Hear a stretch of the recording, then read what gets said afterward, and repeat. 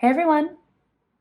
I am filming on my window because it just gives me the best natural light. So I just had to hoist you up there.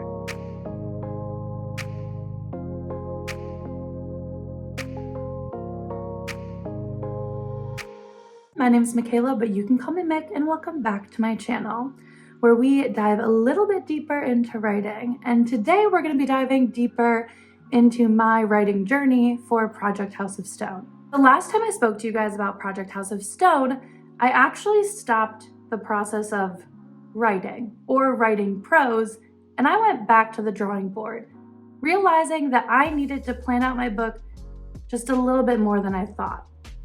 Since then, I've been creating a pretty detailed outline in note card format and in a digital chapter by chapter outline, which I'm then printing out and taking notes on.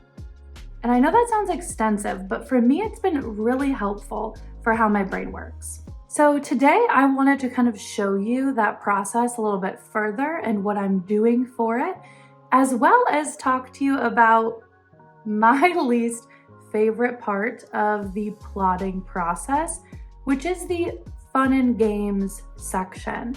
And I think I finally figured out why I hate it. It's because I don't know if I've ever successfully written subplots before.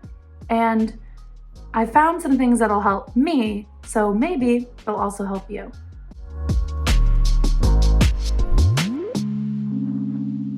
So first, let's go over a recap of my new organizational process. The first step was to outline every single act via note cards and break it down for a chapter by chapter action. Each note card has about one sentence, maybe two, telling me what's going to happen in each chapter. Then I went through and I was putting sticky notes, whether I was writing it on the note card as it happened or after the fact, and I'm putting sticky notes where I have questions for each chapter that I'm gonna have to answer. Next is I've now taken all those actions for the chapters and I'm writing a chapter by chapter outline. This chapter by chapter outline is pretty intensive. Like each chapter is now turning out to be like 2 to 3 pages. And it's kind of a mess, but it's working for me. I'm putting a lot of information in there. I'm obviously putting the action that we want to happen, but I'm also thinking about how is the character feeling internally? What characters are in this chapter? What is the setting like? Here are some dialogue scenes that I want to happen. Anything I can think of and brainstorm about the chapter, I am throwing into this chapter by chapter outline. I then am printing everything out, which it is extensive. And honestly, yes, I finally bought a printer for this exact project, but I needed a printer anyways. It felt like a very adult purchase to get. But this has been the final piece that has really helped me. For some reason, when I write things digitally, my brain doesn't like solidify it as fact. I need to print it out to analyze it or think about it. So I've been printing out every chapter by chapter outline and then making more notes. The goal is that in the chapter by chapter outline that I printed out, I should have answered all of the questions that I had on my sticky notes. Then, as I read through every chapter when I print them out, I may have more questions that the future me will need to answer when actually writing the chapter. As I was doing this process, I hit a huge wall, like a huge roadblock, in the same place I always have a roadblock. And that is the fun and game section. Or if you're looking at like the 3-act story structure, it's mostly Act 2. I always have a problem with the fun and game section, and I never could figure out why, because in movies and books, the fun and game section is like my favorite part of the story. It is the fun part. You're meeting all these new characters, they're doing cool things, but for some reason, I could never write the cool things. And that's when I realized I wasn't thinking about subplots.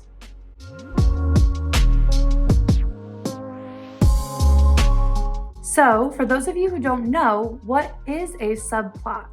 A subplot is a secondary story that runs parallel to the main plot and advances a character in some way. Subplots are really focused on the character, and while they need to help the main plot move forward, it should also help a character arc move in some direction. I had a really hard time coming up with subplots, and so I did my favorite thing to do, which is go to YouTube and see what other people are doing when talking about subplots. So I'm going to take the findings that I had from these 3 YouTube videos and show you how I kind of combined all their advice to create the process I now have for this story of how I brainstormed my subplots and then how I plotted my subplots and how I made sure it fit the overall story plot. So you know what that means. That means it's time to go to the screen.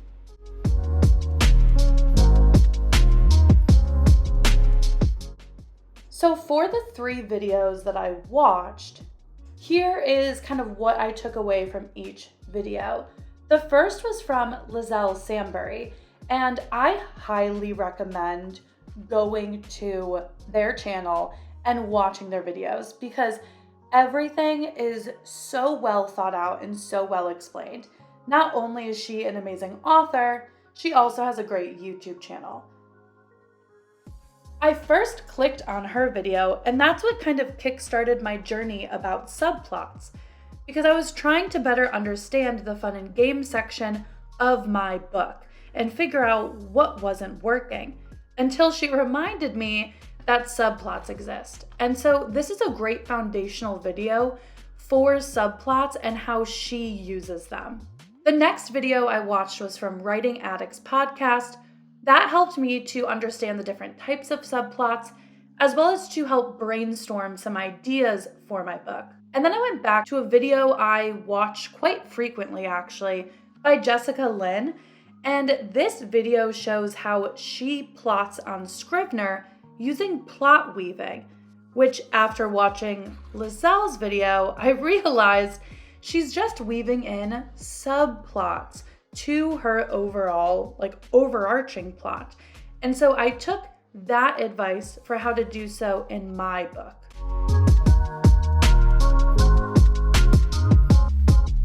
Now let's talk about the types of subplots and how I brainstormed them. So depending on where you look, what you watch, or what you read, there's a ton of different ideas on the different types of subplots. I narrowed it down to these 4 different types that pretty much summed up all the ones I researched. The first, I think, is the most obvious. It's the romance subplot. A lot of books have a romance B-plot, or even if you are writing a romance novel, there is sometimes another romance story of 2 other side characters happening that can reflect or foil the main romance plot. So most of the time, there's some sort of romance main or subplot happening. The second type is just a conflict subplot. So this would help to ramp up conflict for the protagonist and help to move the plot along by keeping the readers interested. The third, I'm labeling as a revealing subplot.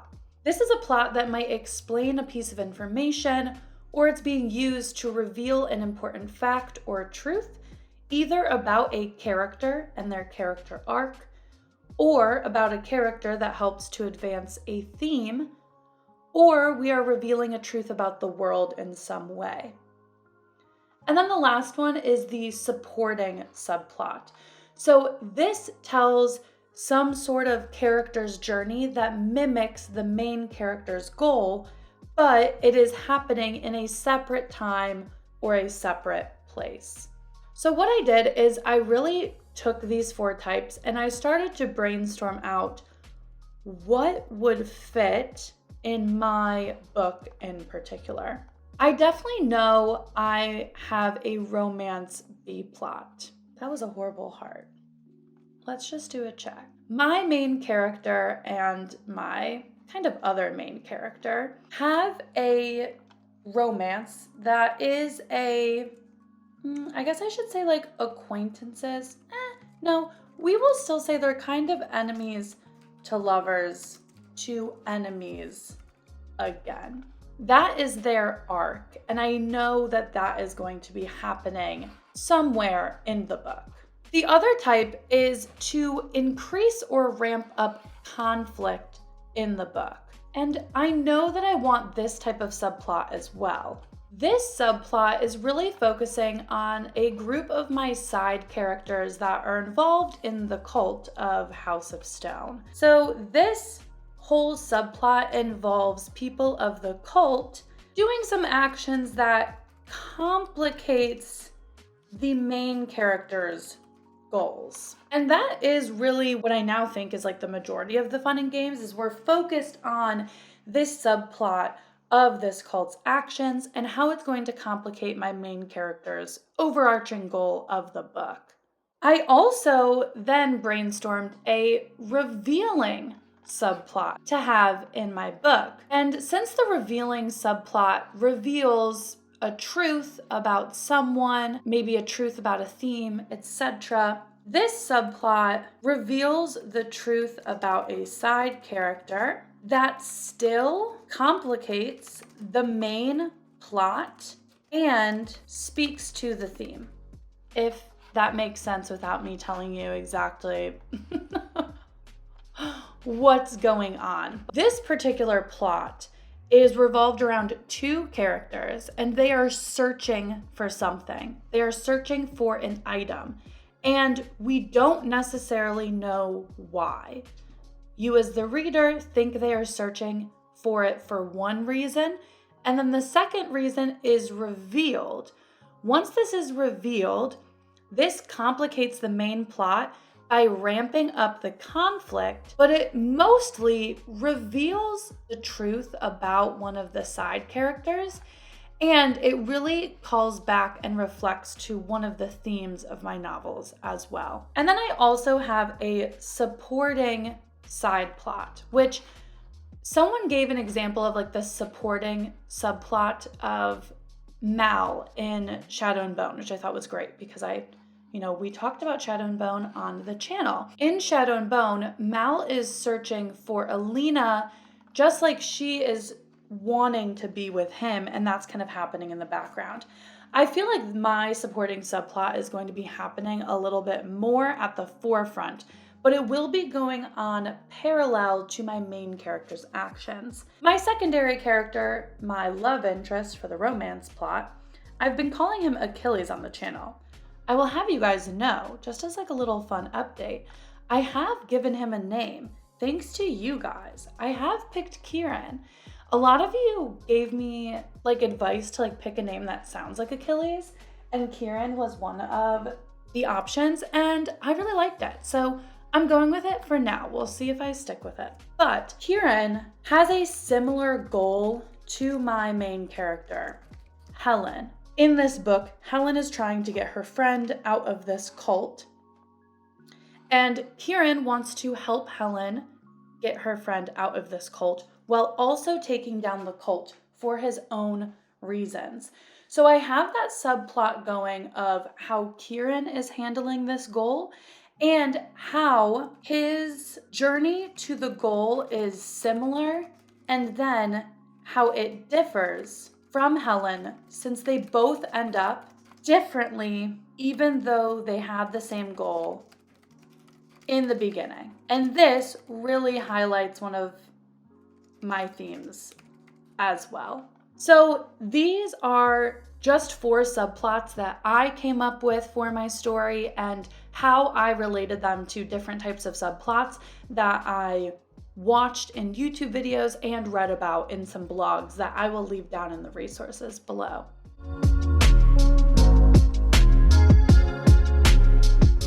Now it's time to plot the subplots, which sounds crazy, right? Like we just spent all this time plotting the main plot.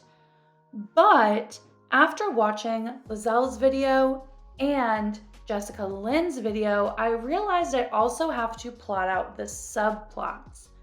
Each subplot needs some sort of beginning and middle and end, which is all you really have to do if you're going to plot it out. Jessica Lynn did the 7-point story structure, which, if you've watched my outlining video, I usually don't love the 7-point story structure to plot my main story. But I found this did work very well when trying to plot out the subplots and weave them together. So to my dismay, I had to put my main conflict and my main character's plot, story into the 7-point story structure format. That was kind of the first step. Then I took my romance plot and put it into the 7-point story structure as well. You're gonna see a theme, because then I took my cult subplot and put it into the 7-point story structure, Kieran's subplot, and then kind of like this quest subplot into the 7-act story structure. I hate having to write with the drawing tool. It always looks absolutely crazy. But after having all of these into the 7-point story structure, that's when we can begin weaving the subplots together. And that kind of looks like this. This was super helpful. I know this might look a little chaotic on screen, but let's break it down. The black words are my main story plot. And this is all the events that need to happen to move my story forward. The fun and games section really kind of starts from here and goes until here. And you can see that it's a lot of like introducing and doing the first couple of plot points for each subplot. So all these different colors are the different subplots I'm working with, and they're all working with each other to progress the story forward. You can also see that some end earlier. So green was my cult subplot, and that ends here, whereas my romance subplot ends here. The reason why my romance subplot ends before pinch 2 is because this is where something happens in my main plot that really causes the final end to the romantic relationship between Helen and Kieran. So these are working in tandem with each other. Same with this cult subplot. Really helps to amp up the midpoint, which is why it's happening around the midpoint, but it ends before we get further into the plot. The best thing I can tell you to do is to try this exercise for yourself. First, brainstorm these subplots that you want, or take the subplots you already have. Next, put your main plot and your subplots into the 7-point story structure. Then look at all of the subplots together in this format and try to put them in basically chronological order. When looking at it this way, like I said, it looks a bit chaotic, but I really just tried to follow what would happen first and then what happens next. And so every action causes another action. I highly recommend trying this out. This was very helpful for me and really helped me to unlock a lot of my outlining and different parts of my story I didn't have before I did this. Thank you guys for watching and following along. I hope that watching my process of how I used someone else's advice and made it fit how my brain works and then work for my project helped you in some way.